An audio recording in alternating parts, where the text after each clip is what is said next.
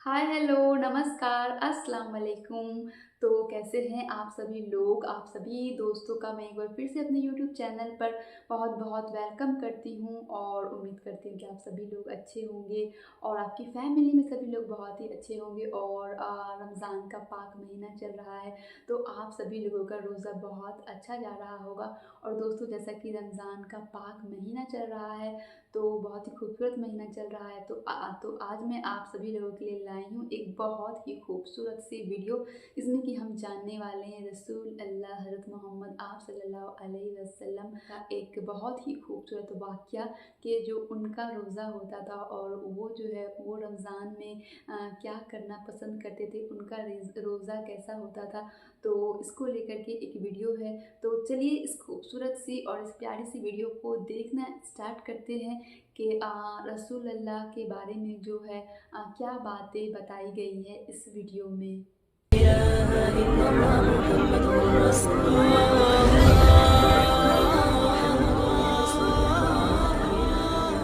अस्सलामु अलैकुम प्यारे दोस्तों। अल्लाह के प्यारे नबी हज़रत मोहम्मद मुस्तफ़ा सल्लल्लाहु ताला अलैहि वसल्लम ने अपनी हयात ज़िंदगी में 9 रमज़ान देखे हैं, यानी कि 9 रमज़ान गुजारे हैं। 10वें रमज़ान के शुरू होने से पहले आप इस दुनिया से पर्दा फरमा गए, यानी कि आप अल्लाह के पास तशरीफ़ ले गए। इस तरह से आपने अपनी ज़िंदगी में रोज़े फ़र्ज़ होने से वफ़ात तक 9 रमज़ान गुजारे हैं। प्यारे दोस्तों, आज की इस वीडियो में हम बात करने वाले हैं कि अल्लाह के पैगंबर हज़रत मोहम्मद मुस्तफ़ा सल्लल्लाहु ताला अलैहि वसल्लम की सहरी और इफ्तारी कैसे होती थी, यानी कि आप सहरी और इफ्तारी में क्या क्या चीज़ें खाना पसंद करते थे।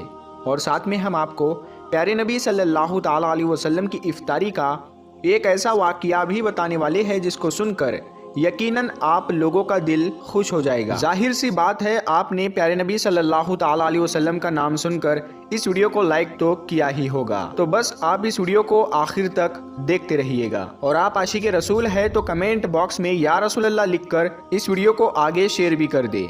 तो चलिए दोस्तों शुरू करते हैं। दोस्तों, हज़रत अनस रदी अल्लाह ताला अन्हु फरमाते हैं कि अल्लाह के नबी सल्लल्लाहु ताला अलैहि वसल्लम मगरिब की नमाज से पहले चंद खजूरों से इफ्तारी फरमाते थे, यानी कि आप ताज़ा खजूरों से इफ्तारी करते थे। अगर ताज़ा खजूर ना मिलते तो फिर आप खुश्क खजूर से यानी कि सूखे खजूर से इफ्तारी फरमाते, और अगर कभी खुश्क खजूर भी ना होते तो फिर आप चंद चुल्लू पानी पीकर इफ्तारी करते थे, यानी कि थोड़े से पानी को पीकर आप इफ्तारी करते थे। एक और हदीस पाक में है कि अल्लाह के नबी सल्लल्लाहु ताला अलैहि वसल्लम इन खजूरों से या फिर किसी ऐसी चीज़ से इफ्तारी फरमाते थे जो आग की पकी हुई ना होती थी, जैसे कि फल और फ्रूट्स, यानी कि आप इस तरह की चीज़ों से रोज़ा करना यानी इफ्तार करना ज़्यादा पसंद फरमाते थे। इसीलिए याद रखें, ताज़ा खजूर से इफ्तारी करना ये मुस्तहब है, और अगर ताज़ा खजूर ना मिले तो खुश्क खजूर से यानी छुआरे से रोज़ा खोलना भी बेहतर है।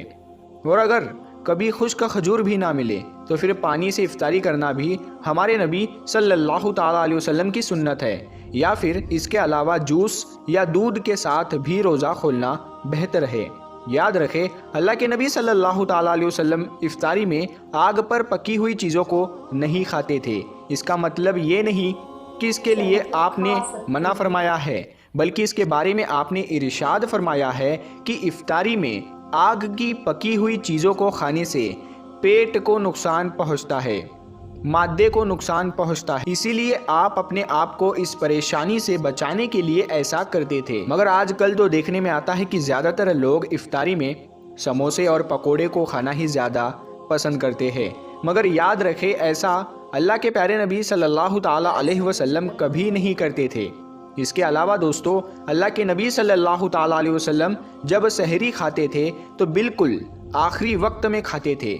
इधर हज़रत बिलाल अजान दे रहे हैं और उधर आप आखिरी लुकमा खा रहे हैं, और उधर सूरज नीचे हुआ यानी कि डूबा और आपने अपने मुंह में खजूर रखी यानी कि इफ्तारी की।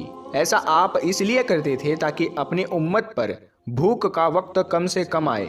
एक मरतबा अल्लाह के नबी सल्लल्लाहु ताला अलैहि वसल्लम सहरी के वक्त में बकरे की सीरी खा रहे थे।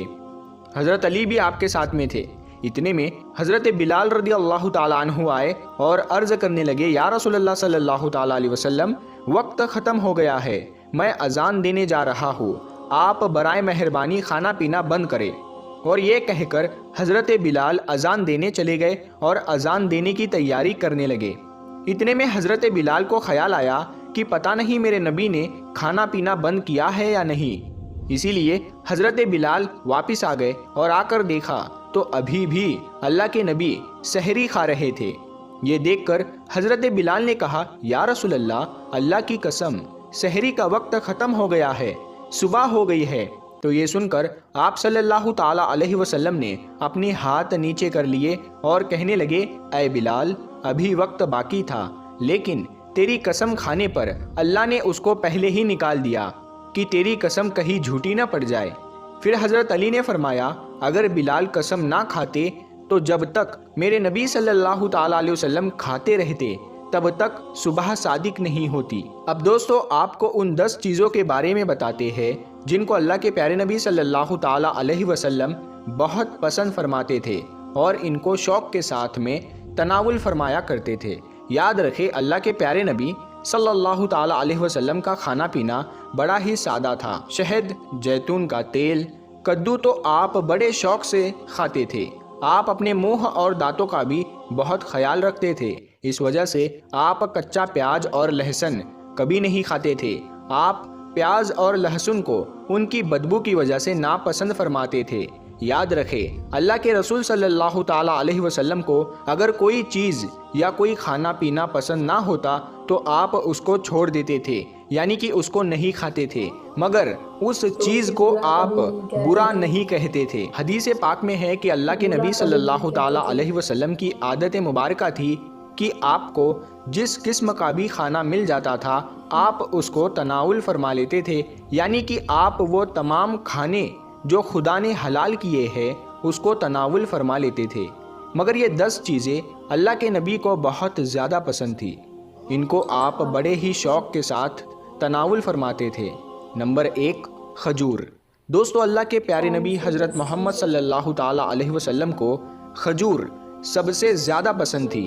आप चंद खजूरों से इफ्तारी फरमाते थे, यानी कि ताज़ा खजूरों से आप इफ्तारी करते थे। अगर ताज़ा खजूर ना मिलती तो फिर आप खुश्क खजूर से इफ्तारी करते थे, और अगर खुश्क खजूर भी ना मिलती तो फिर आप पानी से इफ्तारी करते थे। खजूरों में सबसे ज़्यादा आपको अजवा खजूर सबसे ज़्यादा पसंद थी। आप सल्लल्लाहु ताला अलैहि वसल्लम ने फरमाया कि जिस घर में खजूर होते हैं उस घर में कभी भी फाका नहीं होता है। नंबर 2, अंगूर।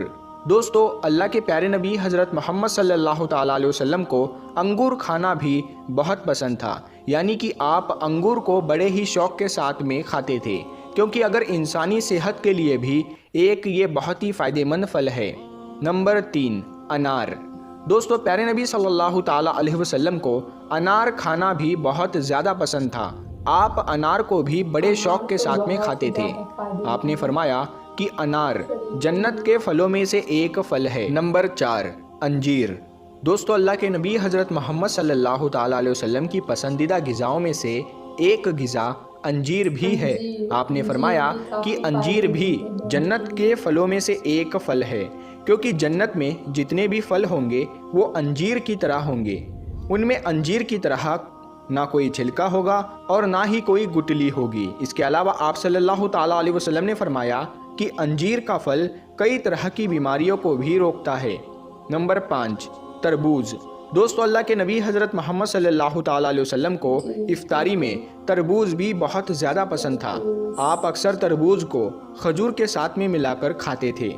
हज़रत आयशा रज़ियल्लाहु ताला अन्हा से रिवायत है कि रसूल खुदा सल्लल्लाहु ताला अलैहि वसल्लम अक्सर तरबूज को खजूरों के साथ में मिलाकर खाते थे।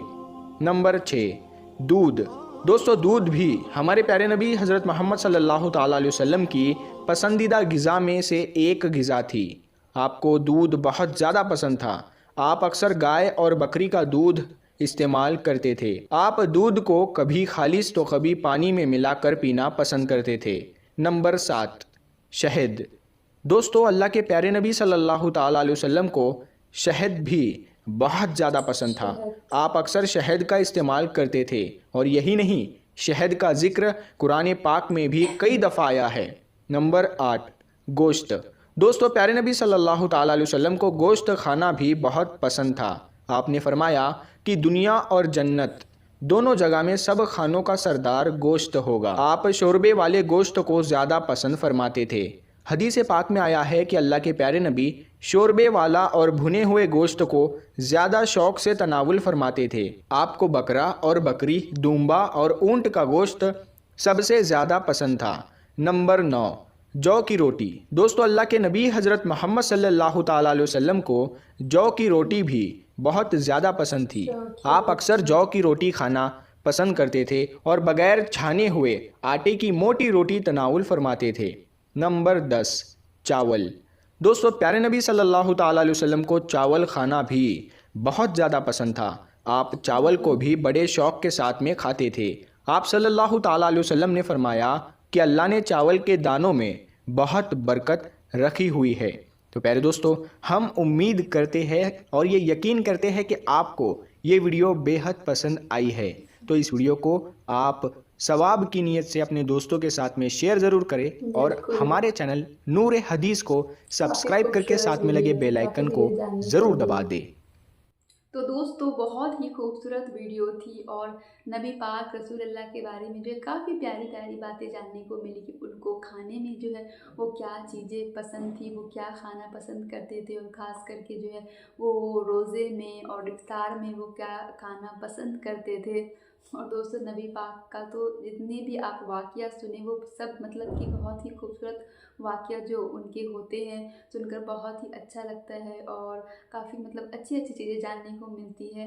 तो दोस्तों, बहुत ही खूबसूरत वीडियो थी, मुझे तो बहुत अच्छी लगी। तो उम्मीद करती हूँ कि आप लोगों को भी ये वीडियो बहुत अच्छी लगी होगी।